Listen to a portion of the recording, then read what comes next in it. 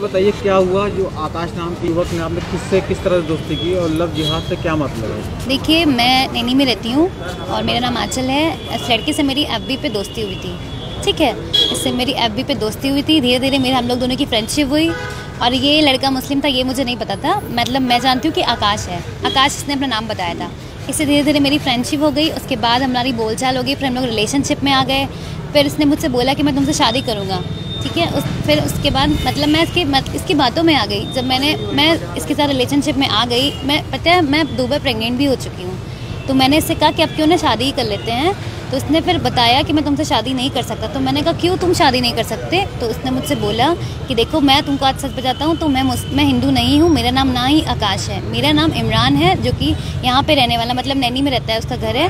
मैं यहाँ रहने वाला हूँ और मेरी ऑलरेडी एक शादी हो चुकी है, जिससे मेरा केस भी चल रहा है। उसने ये मुझे बताया और मैं एकदम शॉक्ड हो गई ना उसकी बात सुन के। फिर उसने मुझे बताया कि मेरा नाम इमरान है। तो उसने कहा अगर तुमको मुझसे शादी करनी है तो तुमको धर्म परिवर्तन करना होगा, मतलब तुमको हमारी मुस्लिम में आना होगा। तो इस चीज़ के लिए जब मैंने मना किया तो उससे मेरी लड़ाई झगड़ा हो गया। उसने मुझे मारा पीटा और मुझे बेल्ट से मारा। अभी 25 तारीख की रात को ये 9:30 बजे रात आया, वो भी एक पिस्टल लेके। एक इसके पास पिस्टल है, ये पिस्टल से डराता है। और इसने मेरे कुछ अश्लील वीडियो भी बनाए हैं, जिससे ये मुझे ब्लैकमेल करता है कि अगर मैं कुछ इसके खिलाफ करती हूँ तो ये मुझे और मेरी बेटी को जान से मार देगा। तो ये आपके ऊपर दबाव बना रहा है इस्लाम?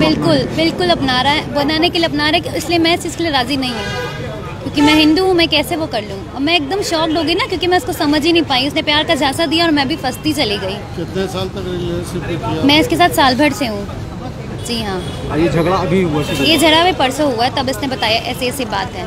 और इसने तभी उसने बोला कि आप मुस्लिम बनो, धर्म परिवर्तन बनो, ताकि मेरी फैमिली को भी लगे ना कि आप मुस्लिम हो।